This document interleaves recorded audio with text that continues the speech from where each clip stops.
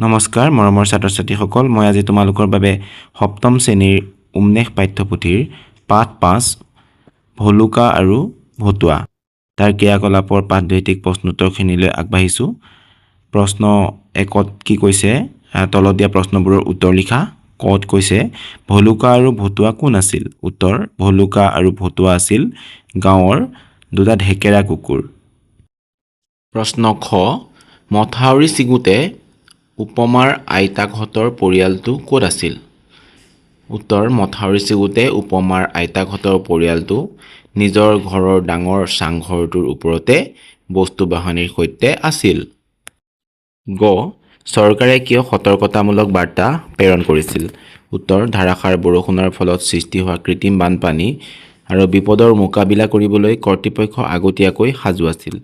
লগতে সাধাৰণ নাগৰিকসকলক সষ্টম কৰি ৰাখিবলৈ চৰকাৰে সতৰ্কতামূলক বাৰ্তা প্ৰেৰণ কৰিছিল। প্ৰশ্ন ঘ, উপমাহঁতৰ আইতাকে ভূমিকম্প আহোঁতে কোলাত কি লৈ ওলাই আহিছিল? উত্তৰ, উপমাহঁতৰ আইতাকে ভূমিকম্প আহোঁতে নাতিয়েক ৰূপক বুলি ভাবি ভুলতে গাৰুটো কোলাত লৈ ওলাই আহিছিল। ঙ, চাং কি? ইয়াক কি কামত ব্যৱহাৰ কৰা হয়? উত্তৰ, চাং হৈছে বানপানীৰ পৰা শস্য আৰু ঘৰুৱা বয়-বস্তু ৰক্ষা কৰিবলৈ মাটিৰ পৰা ওখকৈ বাঁহ আৰু কাঠ দি সজা এক সুৰক্ষিত স্থান। প্ৰথম চ, কৃত্ৰিম বানপানী সৃষ্টি হোৱাৰ কাৰণ কি? উত্তৰ, কৃত্ৰিম বানপানী সৃষ্টি হোৱাৰ অন্যতম প্ৰধান কাৰণ হ'ল চহৰ বা জনবহুল অঞ্চলসমূহত নলা-নৰ্দমাবোৰ পলিথিন আৰু আৱৰ্জনাৰে বন্ধ হৈ পৰা, যাৰ ফলত বৰষুণৰ পানী সহজে ওলাই যাব নোৱাৰি কৃত্ৰিম বানৰ সৃষ্টি কৰে। দ্বিতীয় চ, গাঁৱৰ মানুহবোৰে ঘাইপথৰ দাঁতিত তম্বু তৰি কিয় থাকিবলগীয়া হৈছিল? উত্তৰ, গাঁৱৰ ঘৰ-দুৱাৰ বানপানীৰ পানীয়ে বুৰাই পেলোৱাৰ বাবে আৰু সুৰক্ষিত ঠাইৰ অভাৱত মানুহবোৰে আশ্ৰয় বিচাৰি গৈ ঘাইপথৰ দাঁতিত তম্বু তৰি থাকিবলগীয়া হৈছিল। প্ৰশ্ন 2, কত কৈছে উপমা আৰু ভায়েকক দেখিহে মাক-দেউতাক আৰু আইতাকৰ মুখলৈ পানী আহিল। ইয়াত মুখলৈ পানী অহা বাক্যাংশই কি বুজাইছে? উত্তৰ, ইয়াত মুখলৈ পানী অহা বাক্যাংশই দুশ্চিন্তা দূৰ হৈ সকাহ পোৱা আৰু মানসিক শান্তি লাভ কৰা বুজাইছে। বহু সময় ধৰি চিন্তা আৰু উৎকণ্ঠাত থকাৰ পিছত আপোনজনক সুস্থভাৱে দেখা পালে যি স্বস্তি অনুভৱ হয়, তাকেই এই বাক্যাংশৰ দ্বাৰা প্ৰকাশ কৰা হৈছে। খ, দুৰ্যোগ আহিলে বাঘে চাগে একেটা ঘাটতে পানী খায়। কথাখিনিয়ে কি বুজাইছে? উত্তৰ, বাঘ আৰু ছাগলী হ'ল পৰস্পৰ শত্ৰু, কিন্তু প্ৰকৃতিৰ কোনো ভয়ংকৰ দুৰ্যোগ বা বিপদৰ সময়ত শত্ৰু-মিত্ৰ সকলোৱে নিজৰ প্ৰাণ ৰক্ষাৰ বাবে সকলো বৈৰভাৱ পাহৰি একেলগে শান্তিৰে থাকিবলৈ বাধ্য হয়। ঠিক তেনেদৰে মানুহৰ জীৱনতো কোনো ডাঙৰ বিপদ বা দুৰ্যোগ আহিলে সকলো মানুহ, জাতি, ধৰ্ম বা শত্ৰুতা পাহৰি একগোট হ'বলৈ বাধ্য হয়। গ, দুয়োৰে মাজত আছিল অহিনকুল সম্বন্ধ। ইয়াত অহিনকুল সম্বন্ধই কেনেকুৱা সম্বন্ধৰ কথা সূচাইছে? উত্তৰ, অহিনকুল সম্বন্ধ বাক্যাংশই গভীৰ শত্ৰুতা বা একেবাৰে মিল নথকা সম্বন্ধক বুজাইছে। অসমীয়া জতুৱা ঠাঁচত অহি মানে সাপ আৰু নকুল মানে নেউল। সাপ আৰু নেউল স্বভাৱগতভাৱে পৰস্পৰৰ শত্ৰু হোৱা বাবে যিসকল মানুহৰ মাজত সদায় বিবাদ, কাজিয়া আৰু বৈৰতা থাকে, তেওঁলোকৰ সম্বন্ধ বুজাবলৈ এই বাক্যাংশ ব্যৱহাৰ কৰা হয়। প্ৰশ্ন 3, দলত আলোচনা কৰিবলৈ কৈছিলে আৰু লিখিবলৈ কৈছে। কত কি কোৱা আছে? কৃত্ৰিম বানপানীৰ ফলত মানুহৰ কি কি অসুবিধা হ'ব পাৰে? কৃত্ৰিম বানপানীৰ ফলত বিভিন্ন ধৰণৰ অসুবিধা বা সমস্যাৰ সন্মুখীন হ'বলগীয়া হয়, যেনে যাতায়াত ব্যৱস্থা ব্যাহত হয় আৰু পথ-ঘাট পানীত ডুব যায়। 2, ঘৰ-দুৱাৰ, দোকান-পোহাৰ আৰু অন্যান্য ব্যৱসায়িক স্থানত পানী সোমাই বহু ক্ষতি হয়। 3, বিদ্যালয়, মহাবিদ্যালয়, অফিচ-কাছাৰী আদি কিছুদিনৰ বাবে বন্ধ ৰাখিবলগীয়া হয়। খ, প্ৰাকৃতিক বানপানীৰ ফলত গ্ৰামাঞ্চলত কি ক্ষতি হয়? উত্তৰ, প্ৰাকৃতিক বানপানীয়ে গ্ৰামাঞ্চলত বহু ধৰণৰ ক্ষতি সাধন কৰে, যেনে 1, খেতি-বাতি, পুখুৰী, ঘৰ-দুৱাৰ বানপানীত নষ্ট হয়। 2. বহু লোক গৃহহীন হৈ পৰে আৰু বসবাসৰ অসুবিধাত ভোগ কৰে। 3. ৰাস্তা ঘাট সাঁকো আৰু দলং ভাঙি যোগাযোগ ব্যৱস্থা বিচ্ছিন্ন হয়।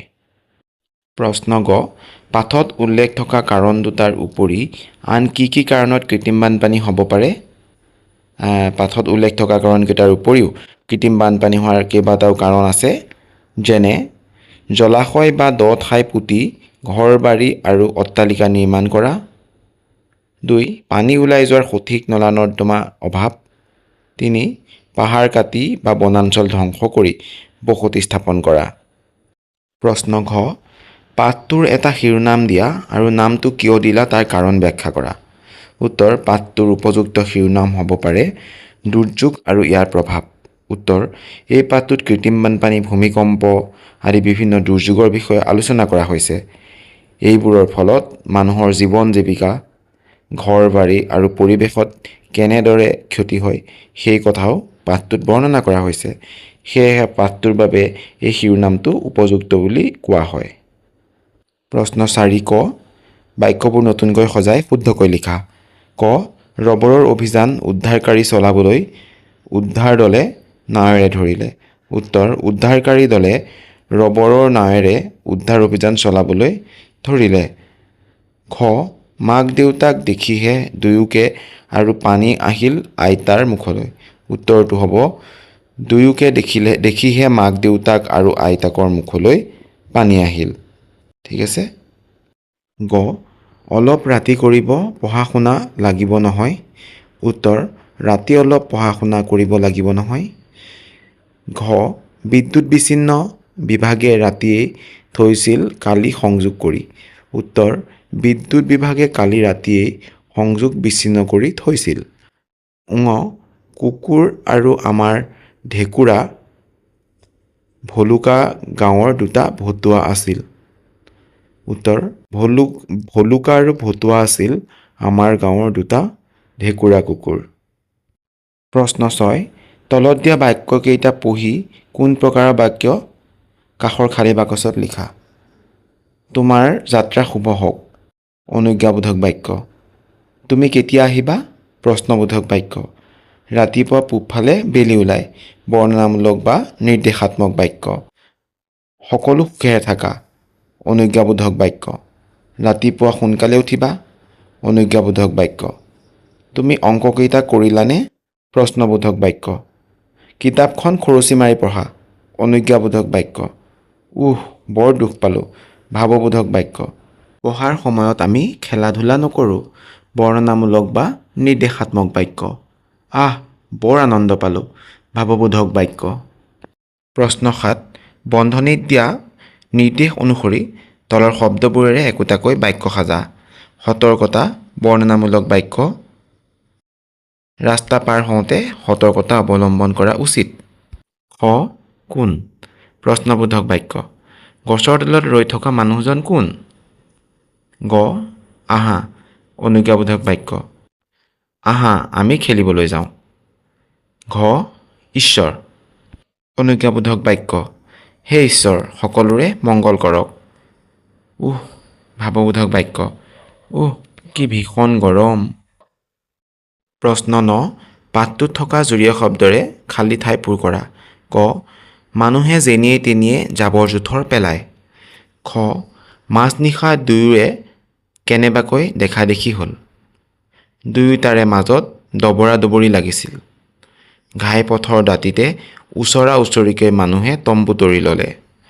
ভলুকা আৰু ভতুৱাইও সাঁতুৰি নাদুৰি আহি ঘাইপথত উঠিল। তলত দিয়া দফাকেইটা পঢ়া। দুৰ্যোগ ব্যৱস্থাপনা। দুৰ্যোগৰ ক্ষয় ক্ষতিৰ প্ৰভাৱ হ্ৰাস কৰিবলৈ গ্ৰহণ কৰা ব্যৱস্থাৱলীকে দুৰ্যোগ ব্যৱস্থাপনা বোলে। দুৰ্যোগ ব্যৱস্থাপনাৰ স্তৰ 3টা হ'ল আগতীয়া প্ৰস্তুতি, দুৰ্যোগৰ সময়ৰ জৰুৰীকালীন সঁহাৰি আৰু দুৰ্যোগৰ পাছত পুনৰ সংস্থাপনৰ প্ৰণালীবদ্ধ ব্যৱস্থা। প্ৰাকৃতিক দুৰ্যোগ আৰু মানৱসৃষ্ট দুৰ্যোগ। প্ৰকৃতিৰ স্বাভাৱিক অথচ বিপদজনক পৰিঘটনাবোৰকে প্ৰাকৃতিক দুৰ্যোগ বোলে, যেনে বানপানী, ঘূৰ্ণীবতাহ, ছুনামি, ভূমিস্খলন, হিমস্খলন, আগ্নেয়গিৰি উদগীৰণ, ভূমিকম্প, বনজুই আদি। মানুহৰ অৱহেলাৰ জৰিয়তে ভুলৰ বাবে বা ইচ্ছাকৃতভাৱে সৃষ্টি হোৱা দুৰ্যোগক মানৱসৃষ্ট দুৰ্যোগ বোলে, যেনে বিস্ফোৰণ, যুদ্ধ, প্ৰদূষণ আদি। আৰু এই দফাটোৰ লগত সম্পৰ্কিত কেইটামান প্ৰশ্ন ইয়াৰ তলত দিয়া আছে, আমি সেই প্ৰশ্নকেইটালৈ যাওঁ।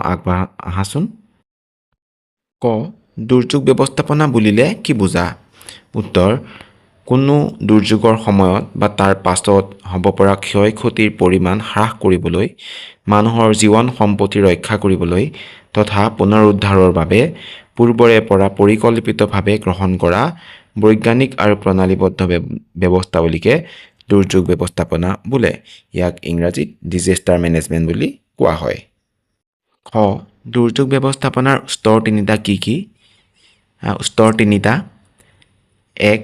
আগতীয়া প্ৰস্তুতি, দুৰ্যোগৰ পূৰ্বে ল'বলগীয়া সজাগতা আৰু সা-সঁজুলিৰ প্ৰস্তুতি।